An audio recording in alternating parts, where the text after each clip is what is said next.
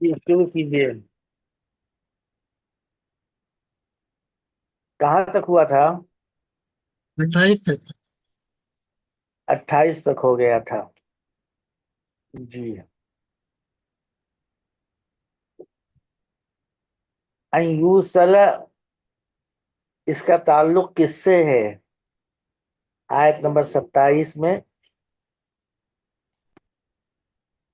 بتایا تھا. کوئی صاحب بتائیں.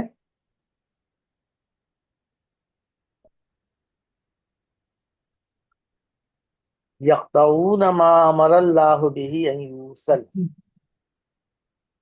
وہ کاٹتے ہیں اس رشتے کو، اس کو جس کے بارے میں اللہ نے حکم دیا ہے، جس کا اللہ نے حکم دیا انہی کا بدل ہے نا. ہے. ہی سے بدل ہے. اس بات کا حکم دیا ہے کہ اسے جوڑا جائے. اس کو کاٹتے ہیں تو حالت جر میں ہوگا، ہی سے بدل ہوگا تو، ہے نا. اور اگر ماں سے بدل کریں گے تو حالت نصب میں ہو جائے گا. وہ جس کا اللہ نے حکم دیا، یعنی اس بات کا کہ اسے جوڑا جائے. ہی سے کرنا بدل زیادہ اچھا ہے. جی. کیف تکفرون باللہ،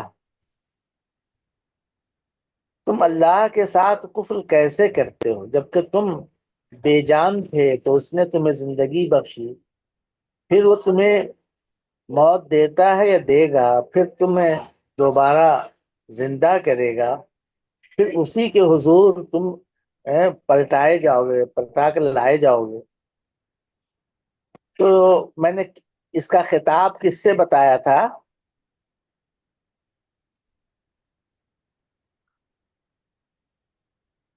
کوئی صاحب بولیں، بشر بتائیے.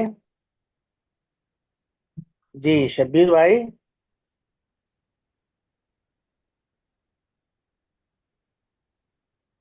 کتاب یہود سے ہے نا. بہت سے. جی ٹھیک ہے، یہی بتایا تھا ہم نے. ویسے لوگ اس کو جو ہے مشرکین سے، قریش کے لوگوں سے مانتے ہیں، خاص طور سے مولانا امین صاحب اور دوسرے لوگ بھی. سوال یہ پیدا ہوتا ہے کہ کیا ان کو یہ کفر کرتے تھے؟ ایک سوال یہ پیدا ہوتا ہے، کیا یہ کفر کرتے تھے؟ پیدا ہوتا ہے کہ نہیں ہوتا. اسی طرح کی آیتوں کو بنیاد بنا کر لوگوں نے مشرکین کو لیا، قریش کے لوگوں کو لیا ہے. ہیں؟ دوسرے مشرکین کو کہتے ہیں کہ یہود تو کفر نہیں کرتے تھے اللہ کا. یہ سوال آپ کے ذہن میں اب اٹھانے سے اٹھ رہا ہے کہ نہیں اٹھ رہا ہے، یہ بتائیے. شاہدہ، یہ سوال پیدا ہو رہا ہے. مجیب. جی. اچھا. یہ سوال پیدا ہو رہا ہے، اسی سوال کی وجہ سے گویا کہ لوگوں نے اس کو مشرکین سے مانا ہے. میں آپ کو دکھاتا ہوں. سورہ توبہ آیت نمبر 30 اور 31 نکالیے.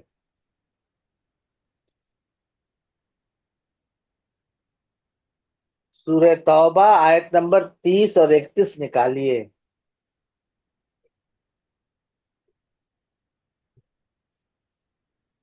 نکال لیا بھائی بشر؟ ٹھیک نکال رہے ہیں. جی نکال لیا. 30 اور 31. جی. آیت ہے 30 کے بجائے 29 ہے. 29. 29، 30، 31. 29 سے 31 تک. آج کا. جی. اب دیکھیے، مسلمانوں سے کہا جا رہا ہے، صحابہ کرام سے، قاتل الذین لا یؤمنون باللہ ولا بالیوم الآخر ولا يحرمون ما حرم اللہ ورسولہ ولا يدينون دين الحق من الذين اوتوا الكتاب حتى يعطوا الجزية عن يد وهم صاغرون. یہاں دیکھیے، اس آیت کو دیکھیے، ان لوگوں سے قتال کرو جو اللہ اور آخرت، اللہ پر ایمان نہیں رکھتے اور نہ آخرت کے دن پر ایمان رکھتے ہیں، اور نہ اللہ اور اس کے رسول کی حرام کردہ چیزوں کو حرام ٹھہراتے ہیں اور دین حق کو اختیار نہیں کرتے۔ اب من بیان کا آ گیا، یعنی یہ کون لوگ ہیں؟ الذین لا یؤمنون باللہ، یعنی وہ لوگ جنہیں کتاب دی گئی تھی۔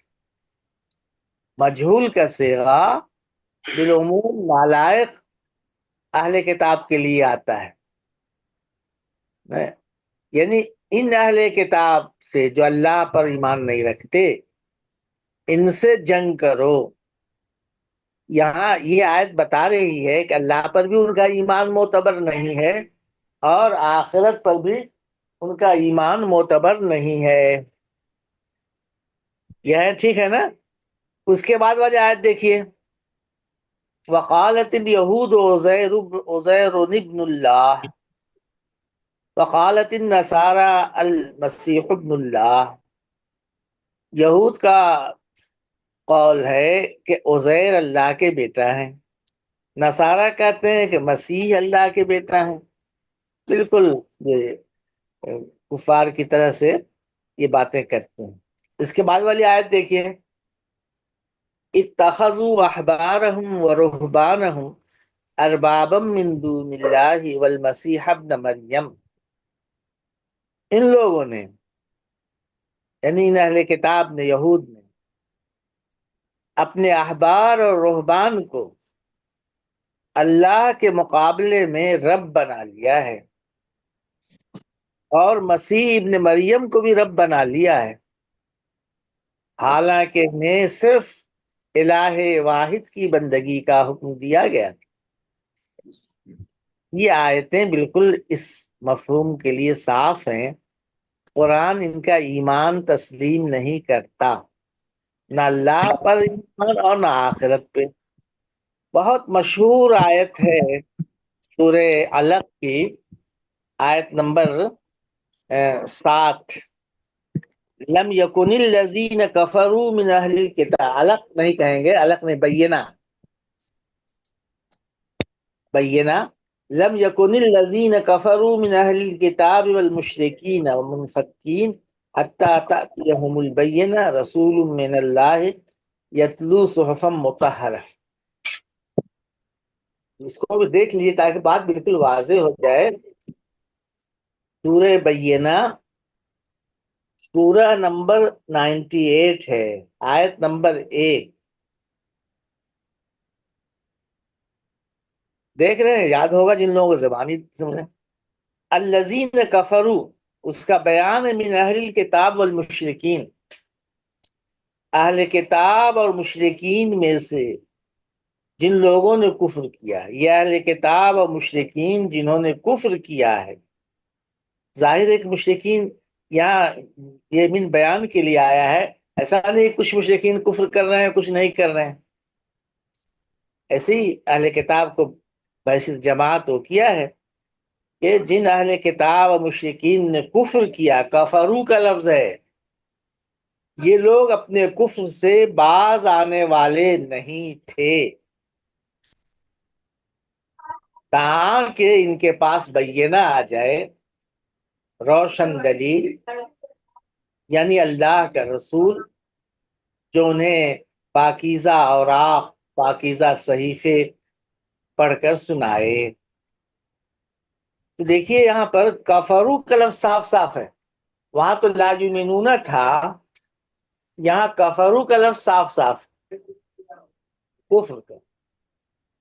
اور بھی قرآن میں مختلف مقامات پر آپ کو یہ بات مل جائے گی کہ یہ لوگ مطلب یہ کہ قرآن ان کے ایمان کو تسلیم نہیں کرتا۔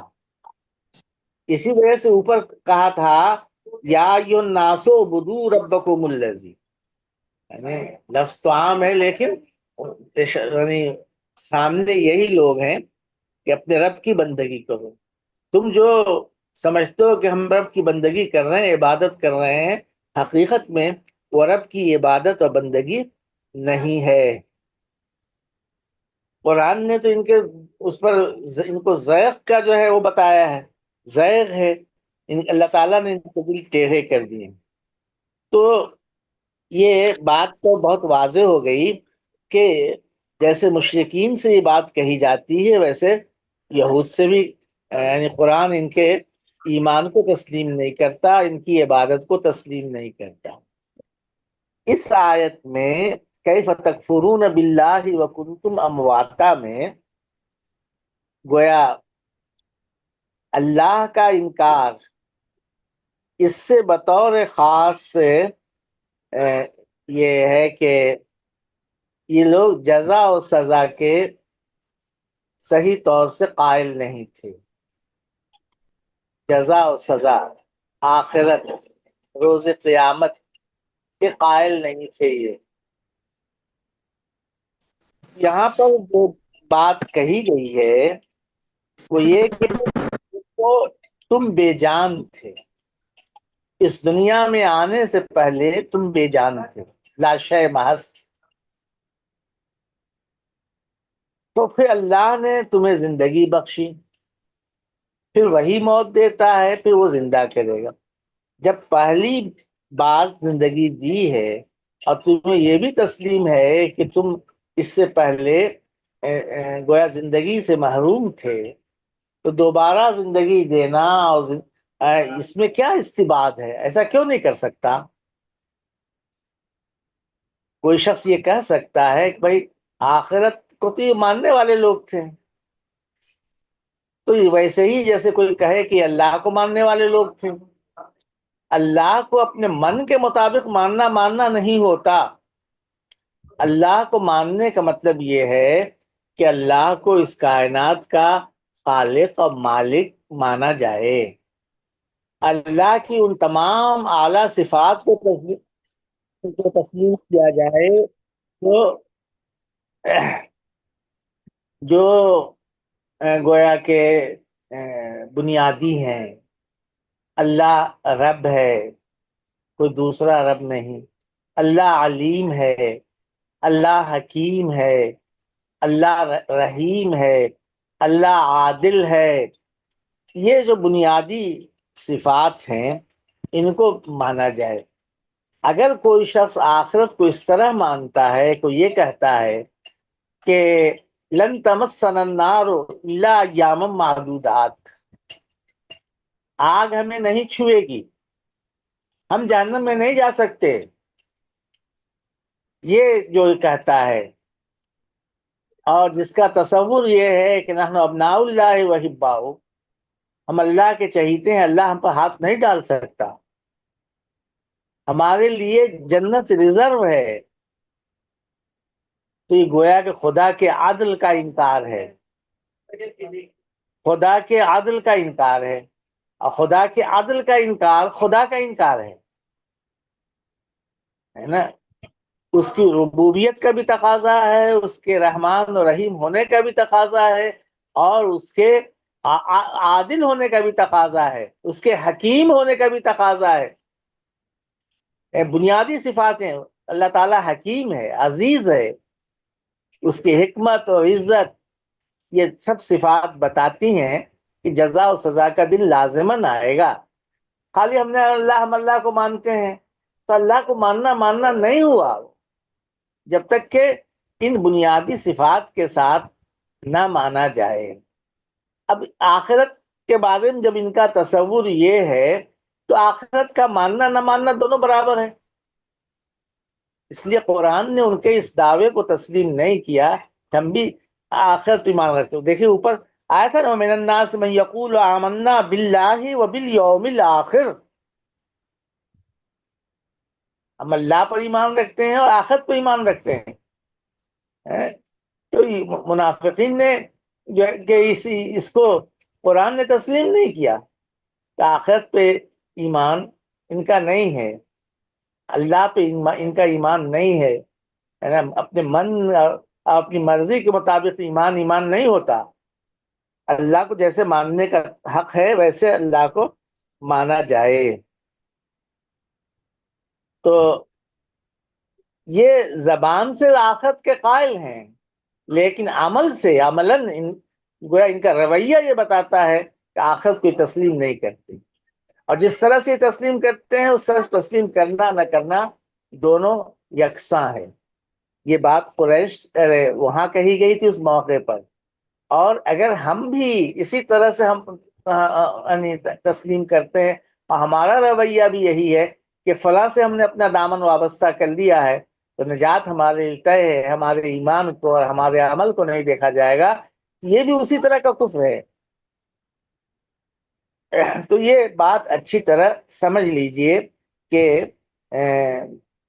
اب یہ کیف تکفرون باللہ، اس میں اس کا یہ مطلب نہیں ہے کہ میں یہ کہہ رہا ہوں کہ اشارہ بطور خاص یہود کی طرف ہے تو اور لوگوں کی طرف نہیں، اور لوگ بھی ہیں، آج قیامت تک آنے والے لوگ ہوں گے جن کی یہ روش ہوگی، چاہے ان کا تعلق کسی گروہ سے ہو۔ اسلام نسلی گروہ نہیں ہے، اسلام یعنی کہ ایک خاص گھرانے میں پیدا ہونے والے لوگ مسلم نہیں ہیں جب تک کہ ایمان اور اسلام نہ ہو، عمل نہ ہو۔ تو یہ قیامت تک کے لیے مشرکین بھی آئیں گے، سب آئیں گے، تو ثم الیہ، اسی کے پاس واپسی ہوگی۔ تو کیسے تم انکار کرتے ہو؟ یعنی اس پر تعجب کا اظہار ہے، نہیں انکار کی کوئی وجہ نہیں ہے۔ هو الذی خلق لکم ما فی الارض جمیعا، ترجمہ کیجئے، کون کرنے والا تھا آج؟ أعوذ بشر بالله کرنے من والے؟ الشيطان الرجيم بسم الله هو الذي خلق لكم ما في الأرض جميعا ثم استوى إلى السماء فسواهن سبع سماوات وهو بكل شيء عليم۔ وہی ہے جس نے پیدا کیا تمہارے لیے زمین میں سب کچھ، جو کچھ زمین میں ہے وہ سب کا سب، زمین کی ساری چیزیں اس نے تمہارے لیے بنائی ہیں، پیدا کی، وہی ہے۔ یعنی ایک تو زندگی جیسی نعمت دی، اس سے آگے بڑھ کر یہ دیکھو اس کی نوازشوں کا حال کیا ہے تمہارے اوپر، کہ زمین میں کی ساری چیزیں، جو کچھ بھی زمین میں ہے وہ سب تمہارے لیے اس نے بنایا ہے۔ تو یہ جو بنایا ہے سب کچھ، یہ اہتمام ربوبیت کا، اور اس طرح سے نوازش ہے، یہ اکرام، کیا اس کا تقاضا نہیں ہے کہ پوچھا جائے کہ تم نے اس کی قدر کی یا نہیں کی؟ اتنی بڑی دنیا میں جو کچھ ہے وہ سب انسانوں کے لیے ہے، چاہے بھلے ہم بہت سی چیزوں کے فائدے نہ جانیں، لیکن کوئی چیز نہ اس دنیا میں بیکار ہے اور نہ یہ یعنی وہ جو کچھ ہے بامقصد ہے، اور انسانوں کے لیے وہ ہے، انسانوں کو بالواسطہ یا بلا واسطہ وہ انسانوں کا وہ چیز کام کر رہی ہے، انسانوں کی خدمت انجام دے رہی ہر چیز۔ تو اس کا بھی تقاضا کیا ہے؟ اوپر تو بتایا تھا کہ اللہ تعالیٰ کے لیے کچھ مشکل نہیں ہے، اس نے یہ بتایا کہ اس کی نوازشوں کو دیکھو، اتنا اہتمام کیا ہے تمہارے لیے، اور پھر جزا و سزا کا دن کیوں نہیں لائے گا، کیوں نہیں دیکھے گا کہ تم نے اس کی نعمتوں کی قدر کی یا نہیں کی۔ خلق لکم ما فی الارض جمیعا ثم استوى الی السماء، چلیے، پھر وہ آسمان کی طرف متمکن ہو۔ نہیں، وہ اعلیٰ کا صلہ جب آئے گا نا تو اس وقت ہوتا ہے متمکن ہونا، وہ ہے استوى علی العرش میں بتایا تھا میں نے کہ استوا علی الدابہ سے وہ نکلا ہے. استوا علی الدابہ کا مطلب ہے یا علی الفرس کا کہ اے یہ شور کیوں ہو رہا ہے؟ بچوں کو ہٹاؤ یہاں سے، ہم پڑھا رہے ہیں نا، آپ لوگ جائیے یہاں سے، شور مت کیجیے، سب لوگ جائیے یہاں سے، بند کی جائیے، شور مت کریں، بہت شور ہو رہا ہے. چلے اب جائیے، آواز نہ نکلے. جی تو میں یہ کہہ رہا تھا کہ اس کے معنی ہوتے ہیں استوا الفرس یا الدابہ کا ماہر شہ سوار کا گھوڑے پر یا اپنی سواری پر جم کر بیٹھنا، کہ اس کی لگام نکیل اس کے ہاتھ میں ہو، گھوڑا کنٹرول میں ہو. یہیں سے استوا علی العرش کا نکلا ہے. یعنی اللہ تعالی کنایا ہے، اللہ تعالی عرش سلطنت پر گویا جلوہ افروز ہے، جیسے ماہر شاہ سوار بیٹھتا ہے. اب مستوی ہونے کی کیا شکل ہے ہم تو نہیں جانتے ہیں، لیکن اس کا نتیجہ معلوم ہے کہ جیسے گھوڑا کنٹرول میں ہوتا ہے، گھوڑے کے ہاتھ میں اس کی لگام ہوتی، گھوڑے کی لگام شاہ سوار کے ہاتھ میں ہوتی ہے، اسی طرح سے یہ کائنات اللہ نے بنائی ہے اور اس کی نکیل اپنے ہاتھ میں رکھی ہے نا. پوری کائنات گویا اس پر خدا کی حکمرانی ہے. اس نے عرش سلطنت کسی اور کے حوالے نہیں کیا، تخت حکومت کسی اور کے حوالے نہیں کیا ہے، بلکہ وہ خود اس پر متمکن ہے، جلوہ افروز ہے اور خود حکومت کر رہا ہے. وہ تعالیٰ کے ساتھ ہے. استوا کے اصل معنی آتے ہیں بالکل سیدھا ہونا، ہے نا. استقام، اعتدل، یہ معنی ہوتے ہیں. یہیں سے اس کے الگ الگ استعمالات ہیں. اب یہ الہ کے ساتھ آیا ہے تو الہ کی وجہ سے اس کے اندر گویا توجہ یا قصد وغیرہ کے مفہوم کی تضمین ہو گئی. اب لغت والے یہ سب تو لکھیں گے نہیں.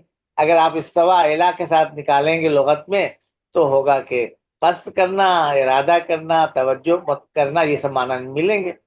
تضمین ہو گئی ہے الہ کی وجہ سے. ثم استوى الى السماء، پھر وہ آسمان کی طرف متوجہ ہوا. پھر وہ آسمان کی زمین بنا لی، زمین کی ساری چیزیں تمہارے لیے بنائیں، پھر وہ آسمان کی طرف متوجہ ہوا. اب یہ سیدھا کھڑا ہونا، سیدھا ہونا، یہ سب چیزیں گویا ایسی ہیں کہ خدا کے شایان شان جو ہو اس کو ماننا چاہیے. ہم اس کی کوئی شکل متعین نہیں کر سکتے، حقیقت اس کی ماہیت کا ادراک ہم نہیں کرتے. بس اتنی سی بات کہ وہ آسمان کی طرف توجہ فرمائی. سما، سما کا مادہ معلوم ہے نا، سین میم واو. اس کے معنی بلند ہونا، بلندی، اوپر کی جو جہت ہے وہ سما ہے. اضافت وغیرہ کے ساتھ ہو تو گھر کی چھت وغیرہ کو بھی بول سکتے ہیں. اوپر بادل کے لیے بھی آتا ہے. آسمان کی طرف متوجہ ہوا، یعنی اس وقت جس وقت متوجہ ہوا تو آسمان کی یہ شکل تو تھی نہیں. اب اس وقت گفتگو ہو رہی ہے تو اس کو آسمان کی حیثیت سے اس کا ذکر کیا جا رہا ہے. ثم استوى الى السماء، مادہ کیا ہے اس کا؟ سین واو یا، ہے نا، افتعال سے. پھر کیا ہوا؟ پھر اس نے ان کو پورا کیا 7 آسمانوں. سوا یسوی کے اصل معنی آتے ہیں کسی چیز کو سیدھا کر، درست کر، ہموار کر، برابر کر. اب اس کے بھی مختلف استعمالات. پھر اس نے ان کو درست کر دیا، برابر کر دیا، ہموار کر دیا. ان کو 7 آسمان بنا دیا، 7 آسمان درست کر دیے. دیکھیے ہننا جو ضمیر ہے نا، یہ ضمیر مبہم ہے، ایک ضمیر آتی ہے مبہم، اور آگے اس کی تمیز وغیرہ سے اس کی وضاحت ہوتی ہے۔ سبع سماوات، یہ ہننا ضمیر مبہم کی تفسیر ہے۔ اس نے انہیں 7 آسمان بنا دیے، آسمان کو 7 آسمانوں کی شکل، آسمان کی طرف متوجہ ہوا، پھر اس نے انہیں 7 آسمان درست کر دیے، 7 آسمان بنا دیے۔ اب 7 آسمان قرآن نے ذکر کیا ہے، آسمان کو ہمیشہ سے انسان ایک ٹھوس شکل میں مانتا رہا ہے، لیکن اس کی نگاہ ایک خاص حد سے آگے نہیں بڑھتی، تو وہ جو ہے یہ گویا وہ تصورات اس کے رہے ہیں۔ اب لیکن قرآن بھی جس انداز سے ذکر کرتا ہے، ایک محکم عمارت کے طور پر اس کا ذکر کرتا ہے۔ اب قرآن جو ہے، ہاں، تو قرآن جو ہے کوئی کچھ کہہ رہا ہے کیا؟ نہیں، ہاں، قرآن نے بس اشارہ کیا یہاں بھی اور دوسری جگہوں پر بھی کہ یہ سما 7 ہیں۔ اب یہ سما 7 ہیں تو ان کی شکل کیا ہے، یہ ہمارے لیے جاننا بہت مشکل ہے۔ ہماری ساری سائنس، ساری دوربینوں کے ساتھ، اور ایک سے بڑھ کر ایک آلات کے ساتھ جو ہے، ابھی یہ جو ہم سے قریبی آسمان ہے، اسی کا جائزہ نہیں لے سکی۔ قرآن کہتا ہے کہ یہ تم کو نظر آ رہا ہے، تم جس میں یہ ستارے سیارے ٹنگے ہوئے ہیں، یہ صرف اتنی ہی بڑی کائنات نہیں ہے۔ ایسے ہی ہماری زمین جس کائنات کے جس حصے میں ہے، آسمان کے جس حصے میں ہے، ایسے ہی 6 اور بھی ہیں۔ خدا کی یہ کائنات غیر محدود ہے، کتنی وسیع ہے، ہمارے لیے تصور کرنا مشکل ہے۔ اب یہ کہ یہ جو زمین ہے، یہ جو آسمان ہے، یہ ایک کوئی یہ کہہ سکتا ہے کہ یہی 7 طبقوں پر مشتمل ہو۔ یہ عام طور پر ہمارے مفسرین یہ کہتے ہیں کہ نہیں، اس کے علاوہ بھی مزید 6 آسمان، 7 آسمان ہے، اس کی شکل جو بھی ہو۔ اب لوگوں کا علم جیسے بڑھے گا تو اس کے لحاظ سے اس شکل متعین کی جا سکتی ہے، لیکن ہم کوئی شکل ہم سے مطلب انسان اس کی کوئی شکل قرآن کی روشنی میں متعین کرنے کی پوزیشن میں نہیں ہے۔ تو فَسَوَّاهُنَّ 7 سماوات، دوسری جگہ کہا ہے کہ 7 سماوات طباقا، ہے نا، تہ بتہ بھی ترجمہ اس کا کرتے ہیں، اور ایک دوسرے کے مطابق بھی کرتے ہیں ترجمہ۔ آسمان 7 بنائے ہیں جو تہ بتہ ہیں، ایک کے اوپر ایک، جیسے ہے نا مختلف فلورس میں مختلف اپارٹمنٹ ہوتے ہیں، ایک کے آسمان کے اوپر دوسرا، دوسرے کے اوپر تیسرا، اس طرح سے۔ تو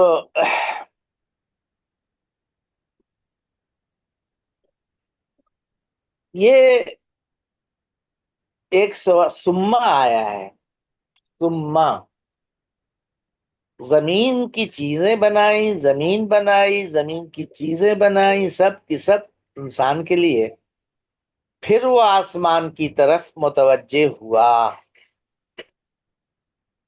تو پہلے ایک سوال یہاں پہ یہ پیدا ہوتا ہے کہ پہلے زمین بنی ہے یا پہلے آسمان بنا ہے؟ ان آیتوں سے کیا نکل رہا ہے؟ یہاں تو سما کا لفظ آ رہا ہے، اس سے یہ نکل رہا ہے کہ زمین بنی پھر آسمان کی طرف توجہ فرمائی. سورہ حامیم، حامیم السجدہ، اس میں آیت نمبر 9 سے لے کر 11 تک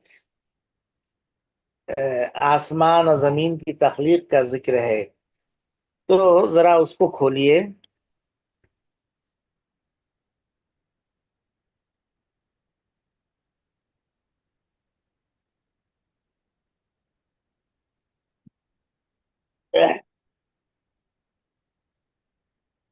نکل جائے تو بتائیے. آیت نمبر کتنا بتا؟ آیت نمبر 9 سے 11 تک.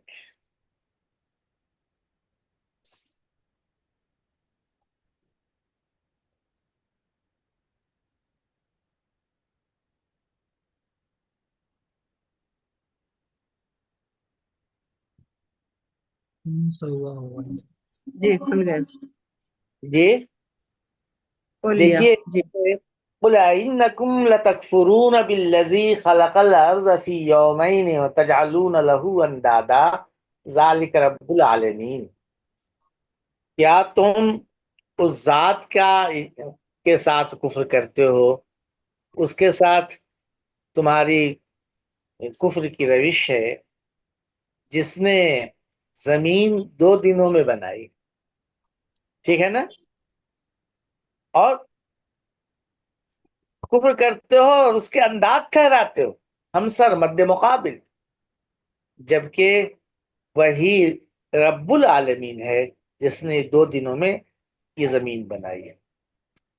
اب اس کے بعد سے کہا وَجَعَلَ فِيهَا رَوَاسِيَ مِنْ فَوْقِهَا، اور اس میں پہاڑ وغیرہ گاڑے، لنگر انداز کیے، اس میں زمین کی جو برکتیں ہیں وہ رکھی، اس میں زمین میں جو روزی ہے مخلوقات کے لیے اس کی روزی کے اندازے سے ٹھہرائی.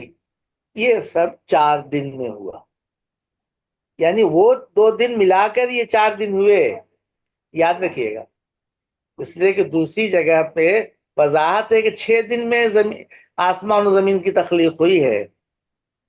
تو وہ 2 ملا کر یہ 2 وہ 2 دن میں زمین بنی، اور پھر 2 دن مزید لگے تو یہ سب زمین کا یہ ساز و سامان سب کچھ تیار ہوا ہے نا. سوال للسائلین، تمام ضرورت مندوں کے لیے یکساں طور سے برابر. ثم استوى الى السماء، پھر وہ آسمان کی طرف متوجہ ہوا. وہی دخان، جبکہ وہ دخان، دھواں، غبار یا اس کو صحابیہ یہ بولا پتہ نہیں کیا کہتے ہیں لوگ، اس شکل میں تھا. آگے اس کی یہاں بس دیکھیے، یہاں بھی آیا ثم استوى، یہاں بھی سورہ بقرہ کی طرح سے ثم آیا ہے. یعنی پہلے زمین اور زمین کی چیزوں کا ذکر ہے، اور پھر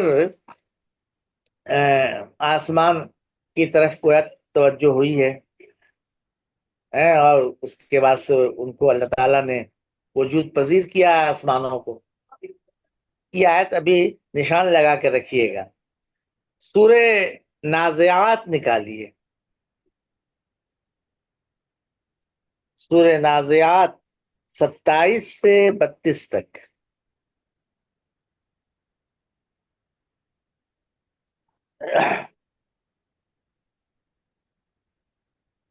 شد خلق الارض. نکل گیا. جی آخری پارہ ہے انتم اشد خلقا ام السماء، کیا تمہاری تخلیق زیادہ سخت ہے، بھاری ہے، تم کو پیدا کرنا زیادہ سخت ہے یا آسمان کو؟ آسمان کو اس نے بنا دیا، پھر مزید ہے کہ یہ ایک کیا، اس کی رات اس کا دن سب نکالا وکالا. اس کے بعد ہے والارض بعد ذالک دحاہا، اور پھر اس کے بعد بعد ذالک آیا، وہاں ثم تھا. اس کے بعد اس زمین کو ہموار کیا. اور زمین کی تفصیلات ہیں، زمین ماہا مرآہا، زمین کا چارہ پانی سب نکالا، انتظام کیا، پہاڑوں کو لنگر انداز کیا. یہ ہے یہاں پر یہ آیت. اس آیت میں ان دونوں آیتوں کے برخلاف یہاں پہ زمین کی بظاہر تخلیق کا ذکر آسمان کے بعد ہے نا؟ نظر ایسے ہی نہ آ رہا ہے؟ اب اس میں لوگ پریشان ہوتے ہیں کہ زمین کی تخلیق پہلے ہوئی یا آسمان کی تخلیق پہلے ہوئی. قرآن میں تضاد تو ہو نہیں سکتا. تو اس کو اس طرح دیکھنے کے بجائے یہ دیکھنا چاہیے کہ یہ آسمان اور زمین کا جو نقشہ ہے، یہ جیسے گھر کی تعمیر ہوتی ہے تو اس میں ایک ساتھ پورے اس کا نقشہ بنتا ہے، ڈھانچہ کھڑا ہوتا ہے. درمیان میں کچھ چھت کا کام ہوتا ہے، پھر زمین پر کام شروع ہوتا ہے، دیواروں پہ کام شروع ہوتا ہے، کبھی گویا کہ آخر میں وہ سب گویا وہ یعنی فائنل ٹچنگ ہوتی ہے. کبھی نیچے وہ ہو رہا ہے کام، کبھی اوپر ہو رہا ہے. تو اس کو یہ کہنا مشکل ہے کہ یہ پہلے تھا یا وہ پہلے تھا. ایک ساتھ سب بنا ہے. میں نے کہا تھا سورہ دخان کی اس آیت کو سامنے رکھیے گا، اس آیت پہ ذرا غور کیجیے. ثم استوى الى السماء وهي دخان. آسمان کی طرف توجہ فرمائی، وہ دخان کی صورت میں تھا. اس سے پتہ چلا ابتدائی تخلیق جو ہوئی ہے، ابتدائی تخلیق جس میں زمین بھی ہے اور آسمان بھی ہے، وہ سب ایک ساتھ ہوئی ہے. اب اس وقت یعنی آسمان کی طرف متوجہ ہوا اور دخان کی صورت میں تھا، اس کا مطلب دخان کو اللہ نے پیدا کیا نا، تو دخان موجود تھا اور اللہ تعالیٰ نے اس کو بنایا تھا. اللہ کا بنایا ہوا دخان جو بھی اس کی سائنس توجیہ کرے وہ موجود تھا، اس کی تخلیق ہو چکی تھی. توجہ فرمائی ہے تو یہ گویا اس وقت وہ موجود تھا، اس کی تخلیق اللہ کر چکا تھا. وہ دخان شکل دوسری تھی. تو آسمان اور زمین اس میں جو ہے تخلیق تو ہو چکی ہے. تو سب یہ ہے کہ آسمان کی تخلیق جو ہوئی ہے اس کی تکمیل کی طرف وہ گویا اس نے توجہ فرمائی. آسمان بن چکا تھا، یہاں بھی ویسے ہی ہے. ثم استوى الى السماء کا مطلب کیا ہے؟ پھر وہ آسمان کی تخلیق کی تکمیل کی طرف متوجہ ہوا. یہ مطلب لیا جا سکتا ہے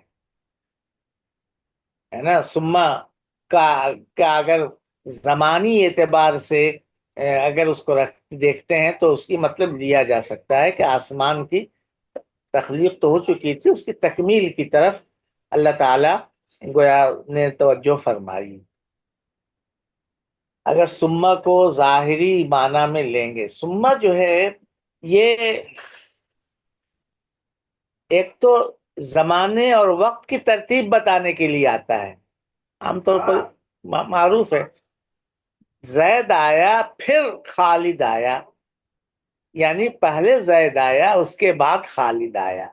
وقت کی ترتیب بتا رہا ہے نا. سما داخل ہوتا ہے تو بتاتا ہے کہ وہ جس پر یعنی جس کے اوپر سما وہ داخل ہو رہا ہے وہ اس شخص کا کام بعد میں ہوا ہے. لیکن سما صرف اسی کے لیے نہیں آتا، بلکہ سما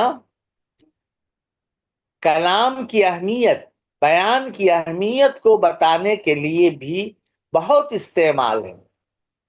کلام عرب میں بہت استعمال ہے.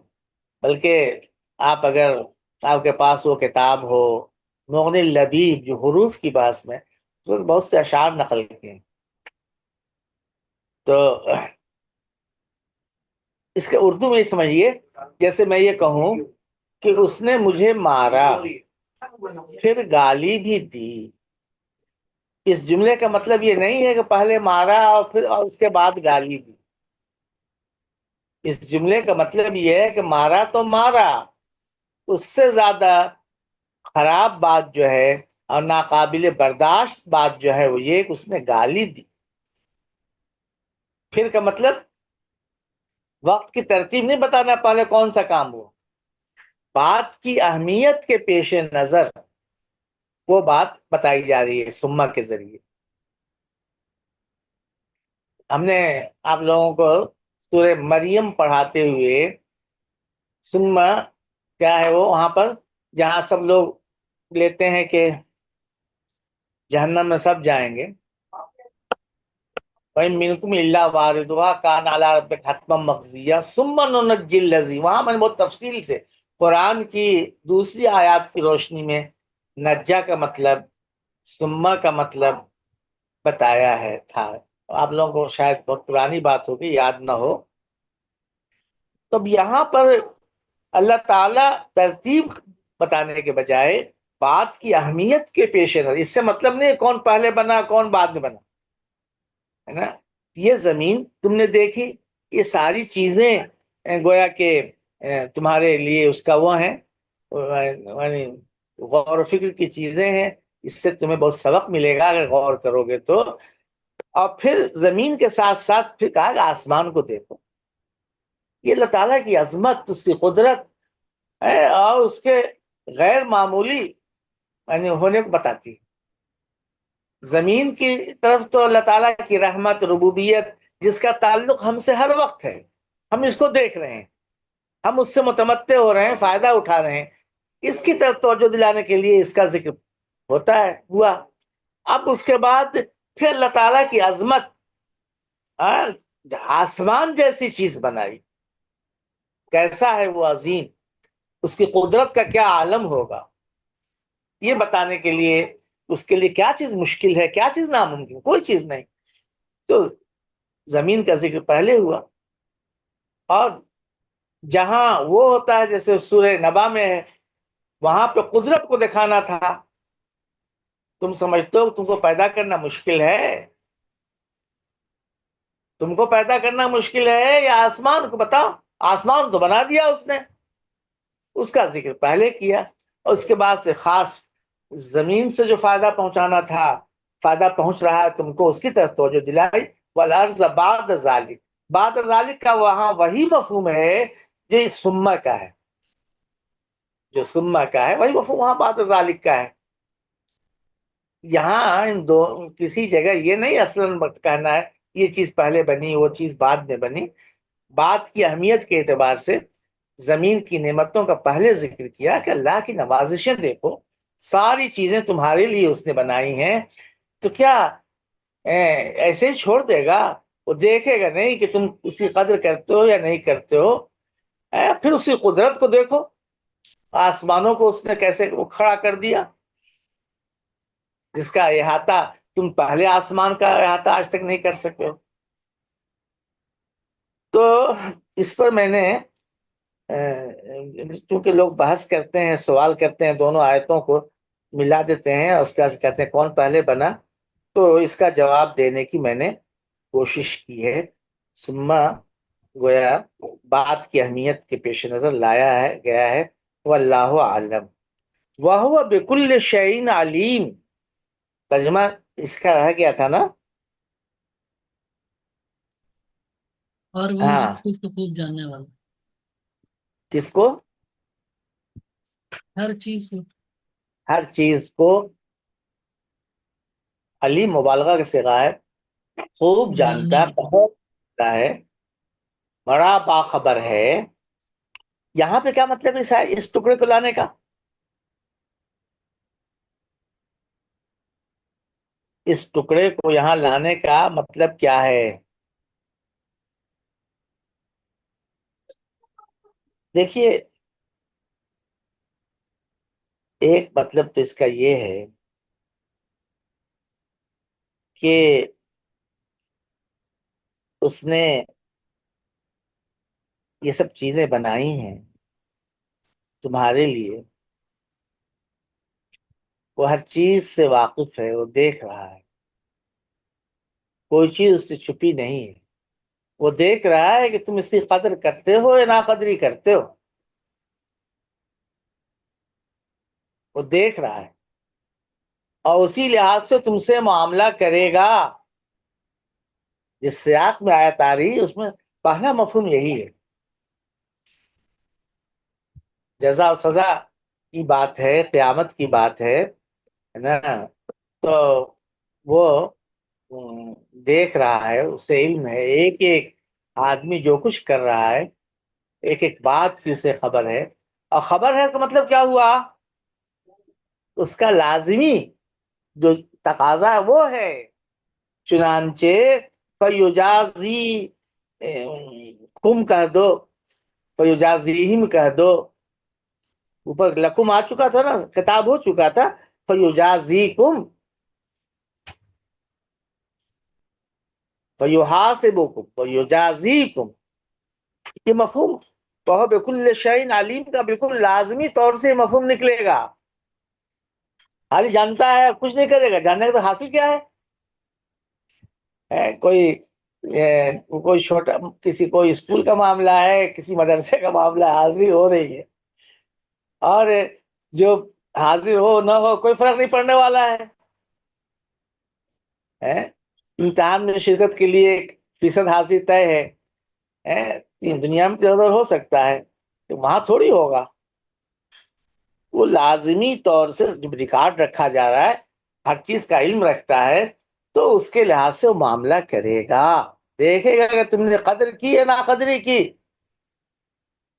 سرکشی کی یا احسان مند رہے۔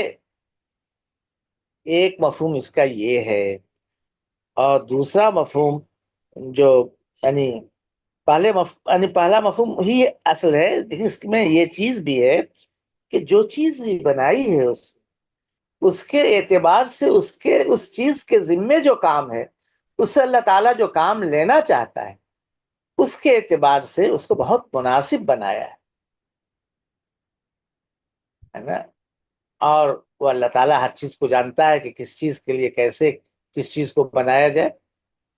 اس طرح کی بہت سی چیزیں نکل سکتی ہیں، لیکن سیاق کلام کی روشنی میں وہ پہلی چیز جو بتائی ہے وہ اصلاً ہے وَهُوَ بِكُلِّ شَيْءٍ عَلِيمٌ۔ یہ سب اتنا اس لیے گفتگو ہو رہی ہے کہ آپ لوگ مطالعہ کر رہے ہیں، تو ان سب پہلوؤں پہ غور کریں، دیکھیں، خود سے آئیں، سوالات پیدا کریں، سمجھنے کی کوشش کریں اور خود جواب حل نکالیں، تو فائدہ ہوگا، نہیں تو پھر بہت زیادہ فائدہ نہیں ہوگا۔ ٹھیک ہے بھائی، کل کون پڑھ رہا ہے؟